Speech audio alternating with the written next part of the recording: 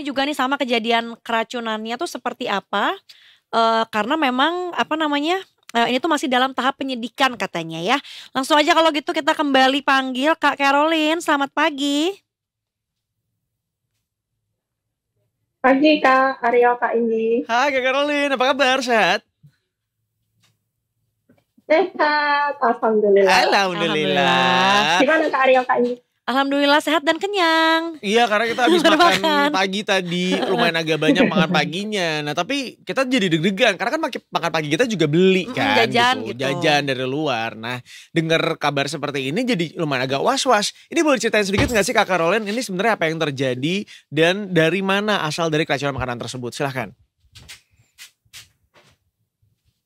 Kronologi awal itu Kak, sekitar hari Kamis tanggal 30 Januari 2025, ada hajatan di salah satu rumah warga di desa Gondrang, Kecamatan Sawu, Kabupaten Ponorogo. Di situ menu cateringnya, karena pesan ya Kak menunya, ada menu sate gulai. Dan itu korbannya ada 46 orang dengan satu orang tewas. Ya Allah. 45 orang lainnya menderita diare, demam, dan juga mual muntah seperti itu.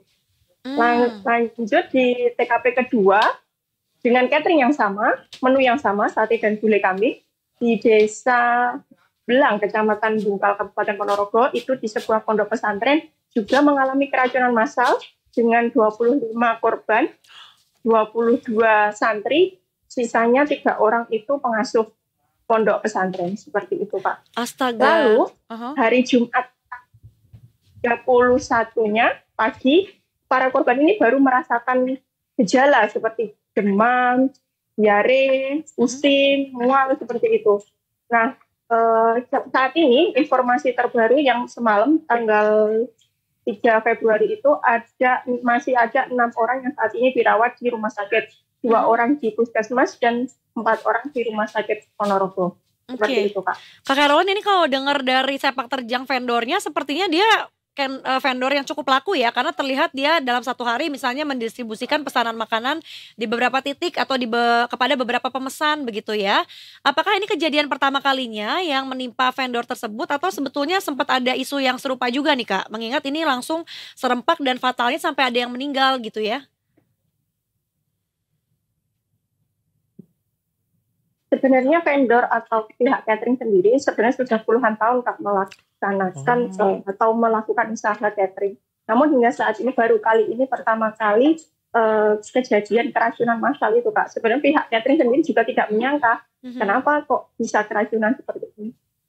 Pihaknya pun masih menunggu hasil lab karena pihak kepolisian juga mengambil sampel dari makanan berupa sate gulai dan juga sisa muntahan dari korban hingga saat ini masih berada di laboratorium.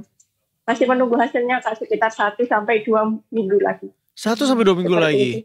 Iya, karena maksudnya dengan kata lain kan berarti sekarang cateringnya sudah tidak mungkin beroperasi kembali begitu ya. Maksudnya akan ada banyak orang yang akan terdampak gitu, baik si cateringnya maupun juga para pekerja di catering tersebut. Otomatis pada nggak kerja gitu ya Mbak ya? Iya seperti itu. Menunggu hasil dari penyidikan kepolisian Polres Ponorogo Kak. Untuk hasil labnya seperti apa, hasil investigasinya seperti apa. Meskipun saat ini sudah ada 41 saksi yang diperiksa oleh polisi. Iya, ini kan kebayang termasuk pemilik catering dan juga korban.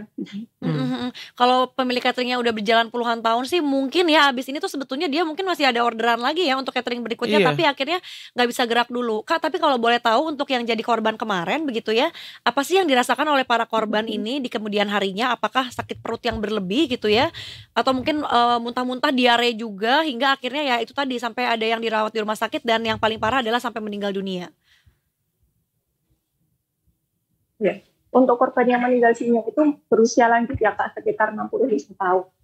Awalnya korban itu merasa mual, pusing, dan demam. Lalu dibawa ke rumah sakit yang ada di Ponorogo. Setelah sesampainya di rumah sakit ternyata kondisinya drop hingga akhirnya meninggal. Untuk korban yang istilahnya gejala ringan, itu mereka mengeluhkan pusing, mual, muntah, dan juga diare. Hari pertama kedua mereka merasakan seperti itu. Sekarang sudah hari ke-6, mereka mengaku sudah jauh mengalami mengalami perbaikan atau kondisinya sudah mulai membaik seperti itu Kak. Oke, ini kan kondisinya saat ini bisa dikatakan cukup mengejutkan banyak orang begitu ya. Terlebih ketika vendornya memang sudah puluhan tahun berbisnis dan selama ini baik-baik aja, tiba-tiba ada kejadian seperti ini. Nah, Mbak, kalau misalnya dari pihak-pihak tertentu, misalnya dari pihak catering ataupun juga pihak dari keluarga korban atau dari korbannya sendiri bahkan, itu ada pernyataan-pernyataan gak sih dari mereka secara langsung? Pernyataan untuk apa ya, misalnya takut atau gimana gitu ya, atau Iya, mengenai trauma gitu ya. mengenai kejadian seperti ini. Mereka kalau takut sih enggak, karena ini kejadian baru pertama kali. Mereka juga tidak menyangka para korban, terutama yang dari pondok pesantren itu, mereka awalnya juga tidak mengira kalau gara-gara makanan itu Kak. Setelah diselidiki kok ternyata banyak teman-temannya yang lain yang mengalami diare dan demam serupa. Akhirnya setelah dilaporkan ke polisi baru ketahuan kalau ternyata memang dari pihak catering yang sama seperti itu. Berarti dipastikan tidak akan ada tuntutan dari para korban ya? Tidak, tapi cuma laporan polisi aja dari 2 orang korban. Dan ini sepertinya juga para para penikmat cateringnya gitu tidak merasakan ada hal yang aneh saat memakannya gitu ya Kak ya. Baru efek yang ditimbulkan, nggak ada kayak rasa basi atau mungkin dagingnya aneh, seperti biasa aja ya? Ya, sudah pernah ditanyakan ke salah satu korban yang mengalami Kak, katanya rasanya biasa saja seperti sate dan gulai pada umumnya, tidak ada rasa pahit atau basi atau asam gitu ya, biasanya kecut ya kalau orang Jawa bilangnya. Menurut mereka rasanya ya biasa saja, cuma efeknya baru besok paginya setelah makan itu, efeknya baru terasa. Gitu, Kak. Oke, untuk sekarang dari pihak catering apakah ada yang diamankan? Apakah mungkin dari pemiliknya atau mungkin yang bertanggung jawab dari stafnya begitu Kak Carol? Masih jadi saksi ya semuanya? Belum Kak, saat ini masih menjadi saksi semuanya dari 41 orang itu, termasuk dari pemilik catering dan juga tukang masaknya ya Kak, atau tukang kopinya seperti itu Kak. Masih dimintai keterangan oleh pihak kepolisian. Baik, kalau gitu terima kasih Kak Caroline untuk informasinya ya. Mudah-mudahan abis ini ada titik terang gitu. Apalagi ini nggak main-main sampai ada korban meninggal.